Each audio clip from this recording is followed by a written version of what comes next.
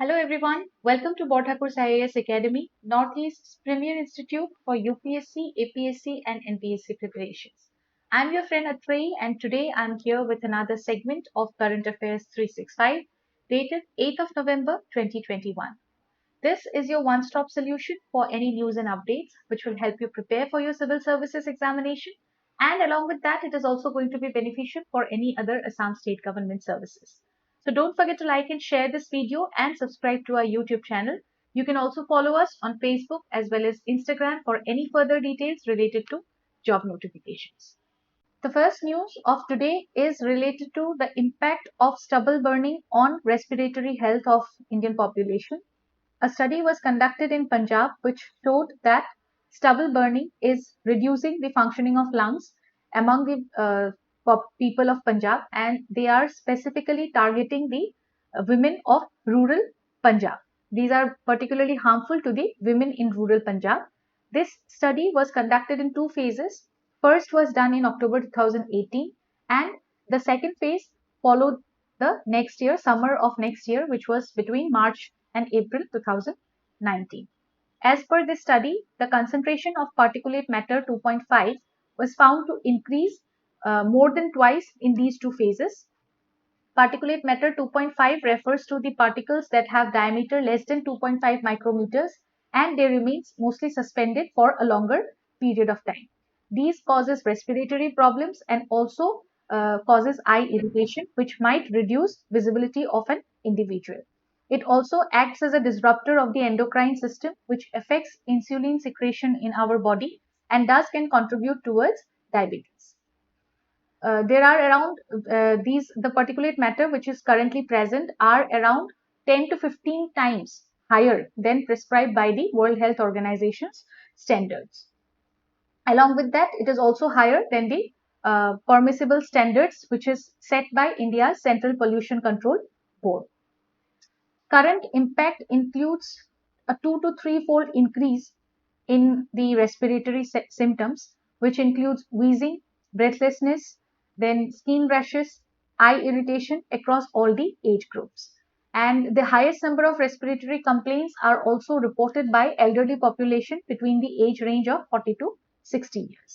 There is also a decline in functioning of lungs among the population because of increase in the concentration of particulate matter 2.5. Now, the question is, what is stubble burning? This is the act of burning the crop residue to remove them from the field to sow the next crop.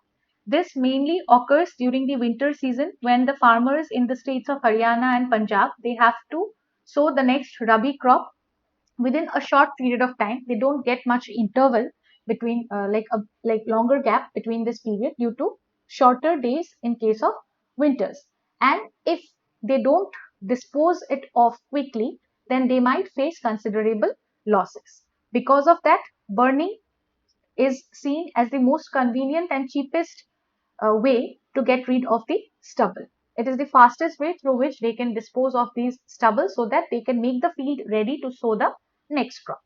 This mostly begins during the month of October, and this process or this activity is at its peak in the month of November, which coincides with the arrival of southwest monsoon. The far-reaching effects of stubble burning includes pollution. They emits a large amount of toxic pollutants into the atmosphere, which are harmful gases like methane, carbon monoxide, then volatile organic compounds, other carcinogenic polycyclic aromatic hydrocarbons, etc.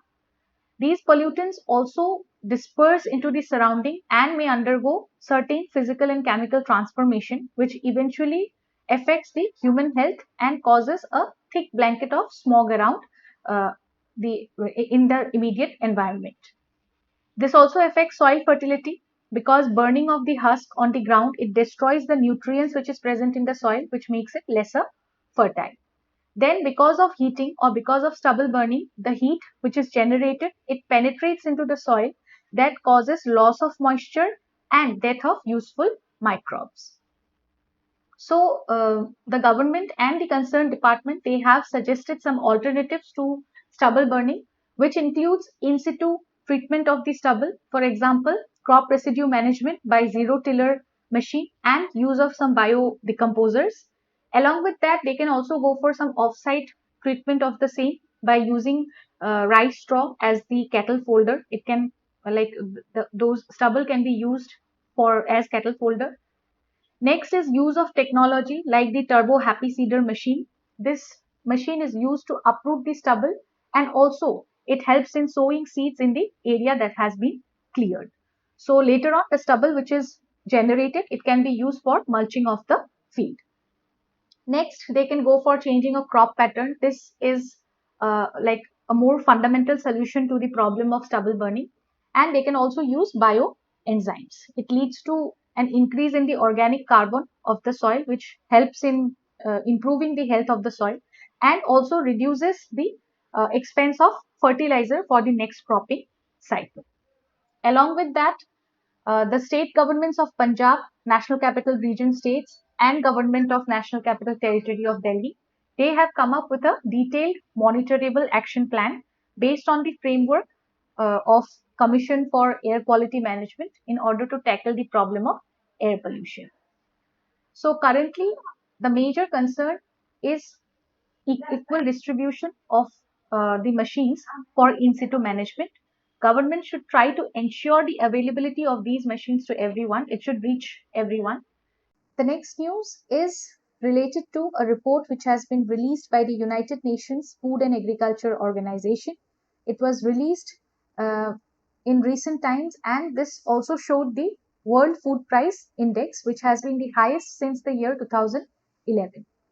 The Food Price Index was first introduced in the year 1996, and it was introduced as a public means to help them monitor the developments that were going on in the global agricultural commodity markets. And when it comes to the Food and Agriculture Organization's Food Price Index, this is a measure for the monthly changes in the international market for a basket of food commodities.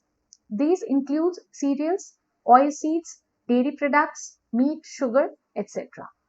Now, coming to the recent report, the key points of this report includes the simultaneous increase in food and fuel. One main reason for this is because of the common link which is present between them. It is the biofuel. When the price of fossil fuels or crude prices increases, the blending ethanol from sugarcane and corn with petrol or diverting palm and soybean oil for biodiesel production, they becomes way more attractive and it gains momentum in the market. And since corn is primarily an animal feed, its diversion to ethanol production leads to substitution by any other grain like wheat for livestock use. This leads to the push up in prices of food grains as well. So that is the main reason why we can see that whenever there is a rise in fuel, we can also see a simultaneous rise in food and vice versa. The same happens to sugars as mills, they set up the proportion for cane crushed for fermenting into alcohol. Okay. So there has been always a link in between the price rise of both fuels and food products. Next is the economic activity and stimuli. A positive sentiment of the market is connected with two major things. First is the demand, which is returning with the revival of economic activity after this pandemic and after the rise in vaccination rates. And second is the liquidity that has been infused by US's Federal Reserve and other global central banks in order to limit the economic damages which has been made by the COVID-19 pandemic. All this money that is combined with some ultra low global interest rates of the policy, it has found its way into stock markets, then other investments in case of startups and other commodities. Since restoration of supply chains, they have not been kept in place with the demand recovery. It is manifested mainly into congestion at ports, shortage of shipping containers, and laborers are also yet to get the full returns of to the plantations, and overall result has ultimately led to an increase or inflation. This has further impacted the farmers because some products like soybean and kapas, which are raw unginned cotton, these are being sold at prices which are well above the government's MSP, that is minimum support prices. But on the other hand, farmers are being forced to pay much more prices for fuel and fertilizers as their international prices have risen. So it has affected the farmers in a very negative way. It has impacted their their lifestyle and their um, financial condition as well. Next is the impact on fertilizers. The situation is worse in case of fertilizers like DAP, diammonium phosphate, and MOP, muriate of potash. Both are non-urea fertilizers, and currently they are being imported to India at a price of around 800 US dollars per ton for DAP and for around 450 USD per ton in case of MOP. These are close to the prices uh, that were there prevailing during the food crisis period of 2007 and 8. Together with the fertilizers, the prices of other intermediates and raw materials like rock potash, sulfur phosphoric acid, then ammonia, they have also uh, reached a very high level due to the combination of demand pull and cost push. So these are the main reasons which has led to an increase in the food prices along with the fuel prices, and this is impacting the economy of our country, not just our country, this is impacting the global economy and the population in a very negative manner. Next, we are going to discuss the defense partnership between India and France. At the India-France strategic dialogue, both the nations they resolved to expand the defense and security partnership by enhancing intelligence sharing, then expanding military drills, and also by pursuing new initiatives in domains like maritime, space, and cyber. The major highlights of this dialogue includes the support towards Atmanirbhar Bharat. France, they have reiterated their commitment towards India's vision of self-reliant India, and they will try to uh, contribute more towards defense industrialization, joint research and technology development in India across a wide range of advanced capabilities. Along with that, France has also laid stress towards continuing its commitment in the Indo Pacific region as a resident power. Now, resident power is one which does not owe a territory or have any territorial presence in a particular region of the world, but it is being very supportive when it comes to international politics of that particular region.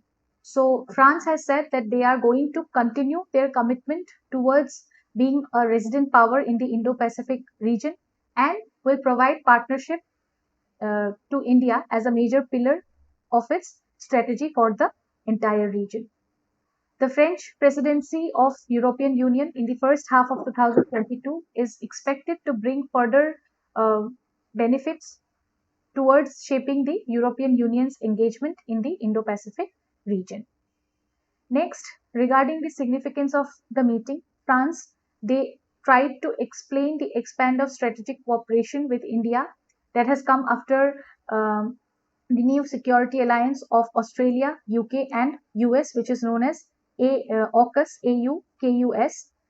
This unexpected announcement of this alliance that involves building submarines for Australia has kind of angered the French government because Australia had pulled out of a separate submarine deal with France. So, this new trilateral security partnership for Indo Pacific between Australia and UK and US has also had an impact or has seen there was a discussion about this in this particular meeting. Next, if we see the strategic relations between India and France, then France was one of the first countries to have signed a strategic partnership after the end of Cold War in January 1998. Also, France was one of the very few countries to support India's decision to test nuclear weapons in the year 1998. Along with that, both the nations they show defense cooperation, and there are regular defense exercises like exercise Shakti for Army, exercise Varuna for Navy, and exercise Garuda for Air Force.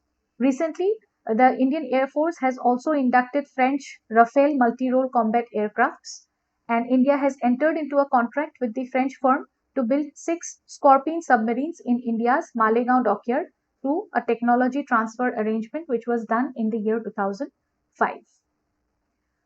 Also, France has backed India's proposal for global conference on terrorism.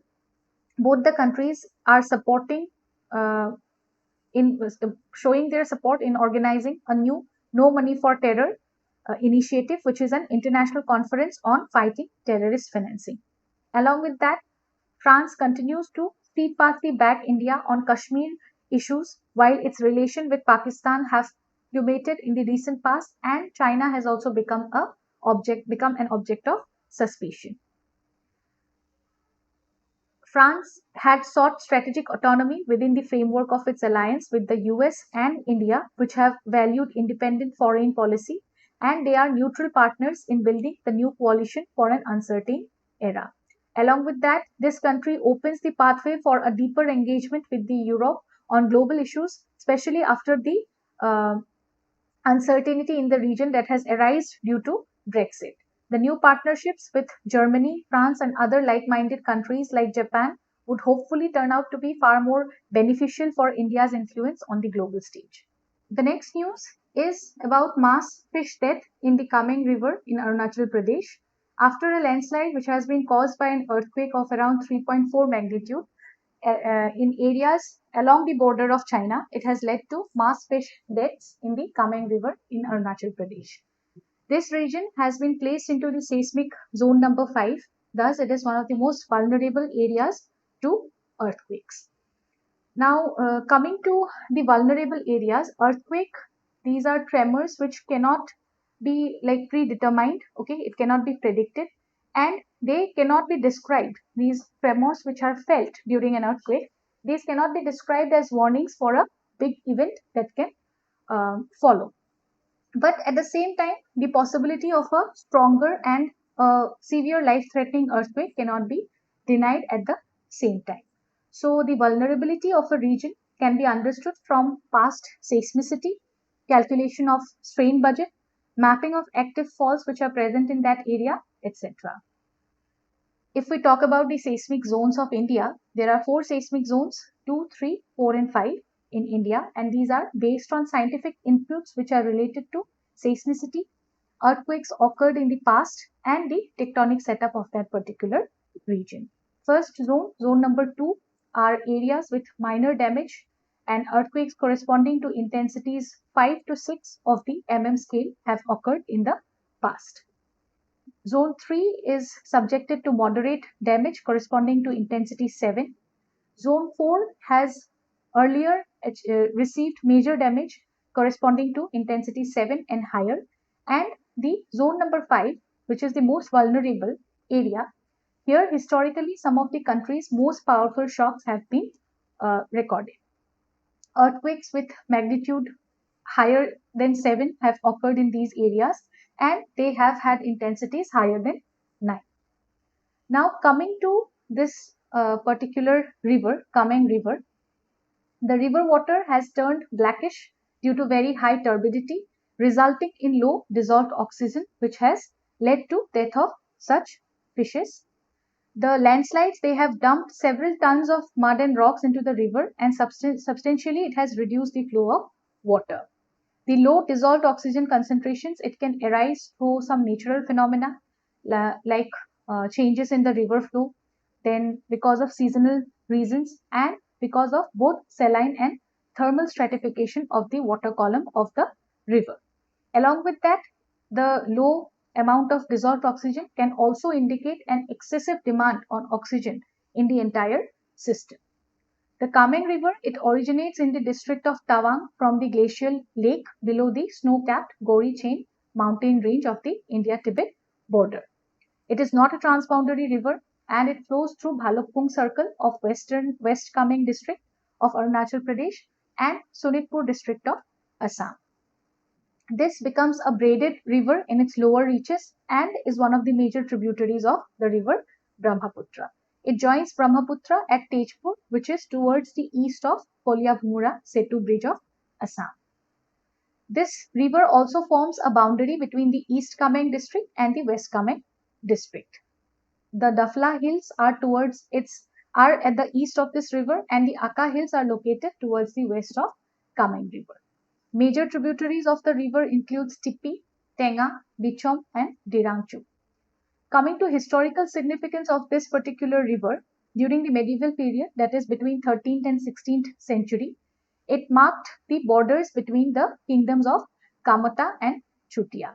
Then later on in the 16th century, it acted as a border between the Ahom kingdom and the Barovia rule. Sukafa was a 16th century ruler who founded the Ahom kingdom, and the kingdom ruled Assam for 6 centuries. And the Barovia, it refers to the confederacies of soldier landowners in India and Bengal in the late Middle Age and the early modern period. And this was all for today. Thank you so much for watching this video. I hope it will be helpful. Don't forget to like and share this video and subscribe to our YouTube channel. I'll see you all again tomorrow with another segment of Current Affairs 365 only on Borthakur's IAS Academy, Northeast's premier institute for UPSC, APSC and NPSC preparations. Till then, take good care of yourselves and keep learning. Bye-bye. Borthakur IAS academy প্ৰস্তুতি আৰু অধ্যয়নৰ নিৰ্ভৰযোগ্য ঠিকনা।